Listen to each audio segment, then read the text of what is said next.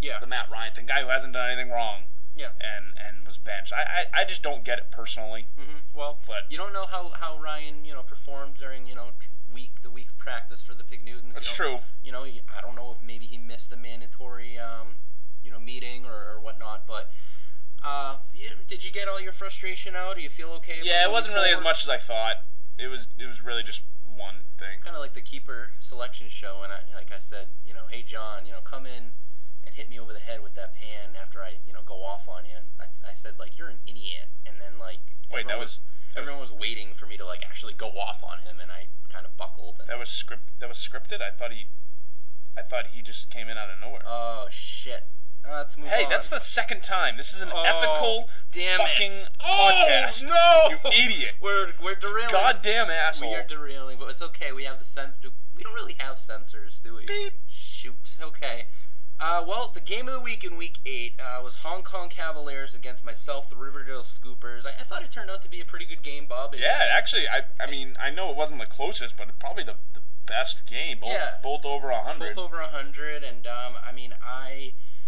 I'm very pleased with Jimmy Graham's bum touchdown at the end of the game, which ended up being huge for me because he had David Akers going on Monday night, and I figured he was going to put up at least 5, 6, 7 points. So that ended up being huge for me. Brady had a great day, 36 points. McGahee, Julio Jones, and I go to 8-0, Bob, and I'm feeling good. Yeah, why not? Matt drops down to 3-5, which is tough. Typical, but tough. Yeah. The oddsmaker poll was the Percy Harvin versus my margin of victory. Percy Harvin ended up with 15 fantasy points. I ended up beating Hong Kong by 13, but I believe it was a 6-point spread. You were +6. So that means I won, right? Yep. You won. So another good oddsmaker poll. Yeah, it was. I like that one. All those oddsmaker polls are very, very good, and they're pretty good, spread, if you will. Except for that the Houston rushing one. Yeah, that you blew out of the park. Bombed out, but for the most part, they've been good. Yeah, good and interesting. I like it. The next game was the Pig Newtons against Handy Quacks, and as mentioned before, Phil may have made a mistake with the starting quarterback situation. It didn't really matter. Yeah, he ended up, pretty much beating Handy Quacks easily. Pretty handedly. With the Handy Quack. Yeah. Good stuff there, Bub. So Pig Newtons goes to 5-3. Handy Quacks goes down to 3-5. We mentioned last week that you really don't think Handy Quacks is a contender, No. and at this point it's looking more and more to be the case. The next game, yourself, Bub, Bubba Gump Shrimp up against Yellow Peril. Bub, you had a lot of new players on your team this week. Jamal Charles playing in his first game for you. Darren Sproles. You ended up getting James Jones on your team. I think Sunday right before the game started. I actually took a look at it, and actually of the 10 guys who started this particular week, only 2 of them were actually starting for you back in week 1. So it goes to show. It's Gronk and Macklin, right? Yeah, Gronk and Macklin. So it goes to show how much your team has changed since then. Yeah, pretty much for the better. I had a lot of buys this week too. AJ Green, Jordy Nelson. Well, Jordy Nelson didn't have a bye, but he got hurt. Fred Jackson, Aaron Foster. So now 3 of my first 4 picks were on buys this week. Sure. Now Jamal Charles ended up putting up 0. They even asked Romeo Cornell after the game, why Charles didn't get a lot of carries and whatnot, and he didn't even know. He's a fat son of a beep. Pretty ridiculous comment from Romeo that he didn't even know why his starting running back didn't get the ball a lot. But are you at all concerned about Charles, Bub? I mean, no. Sproles comes in, does really well, but you gave up a lot to get Charles, a 3rd-round pick. You're not concerned at all? No, my only concern is the fact that the Chiefs fucking beeping suck, and so he's not getting a lot of carries. But I think Romeo Cornell just had no idea what he's doing. I think he'll bounce back. Luckily for me, it was in a week where Peril was horrendous, so it didn't really matter too much. So I'm not concerned. I think Charles will bounce back.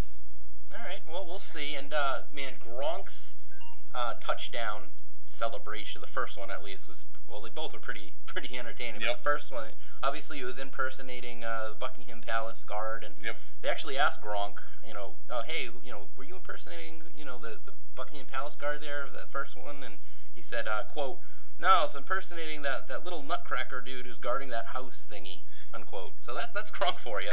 Good. And then Well said. Well said. Coach DeYoung, man, yellow peril. Obviously, he's now in it for next year, and he's gonna look great next year. But at least you'd think he would. But 41 points. That ties a dynasty record, all-time dynasty record.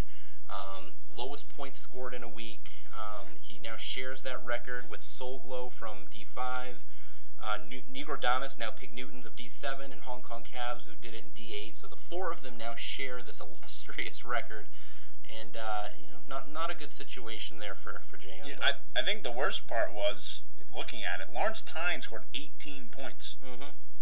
That means he had 23 points from his other 9 players. That's bad. Putrid. That is bad.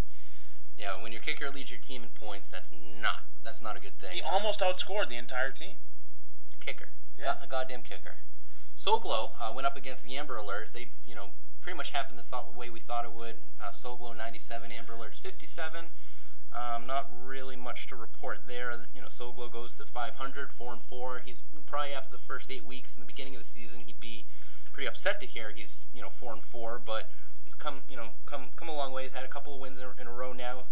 Still hanging around. It's the way the cookie crumbles. Yes, it is, Bub. And then the Brutal Deluxe up against the Boston Lagers.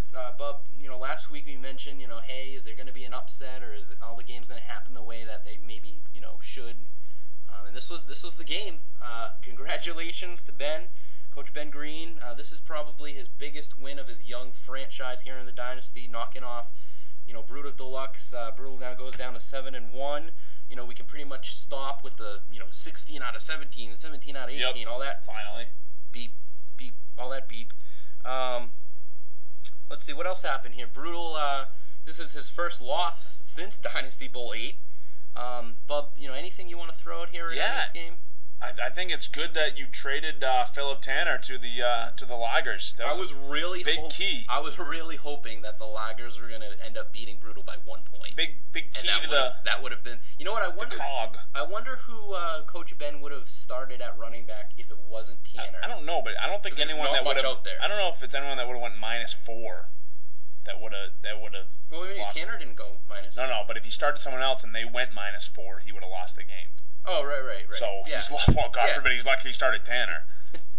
Well, luckily Ben didn't really essentially give up anything to get Tanner. So, considering the pick he traded is essentially probably going to dissolve since he won't have that pick. But the one thing I did want to mention is that I actually offered up a trade to Brandon coming into this past week, so last week around this time. He made it known he was looking. Is he selling? Well, no, but he made it known that he was looking for a tight end, right? Because Owen Daniels had a bye this week, and I actually offered him. It wasn't an official offer; it was kind of more of a, hey, if you're looking for a tight end, I have Dustin Keller who's available, and I told him a very late pick, like similar to what I traded Tanner for, like a 14th or whatever. And I'm not going to say that I was bucked or anything, and Brandon wasn't like a dick back or sorry, Brandon wasn't a beep back, but I could tell he didn't give it much thought, and I didn't sell Keller. I mean, I think I basically said one quick fact, which was, hey, Jets are playing Miami. Miami has given up the third most points to opposing tight ends, so you'd think Keller might have a decent game for bye week fill-in. And obviously, Brandon wasn't interested, and then he went out and traded Owen Daniels for Greg Olsen, which was interesting. Now, Bub, Olsen ended up scoring 2 points. Keller ended up scoring 6 points. Really? How much did Brutal lose by? 3. So, if you ended up making that trade, say for a 14th round pick, and got Keller, played him, what would have happened? I think you would have won. Interesting. All right, last game, the VIP on Swole versus the Rockdalian Senators. Coach Heaney is still strong, goes up to 5-3, scores the second. He's not that strong. Like, physically, he's not that strong. Are you challenging him to a duel? We have had that happen before in the Dynasty. Well, he's physical challenge. He has competed in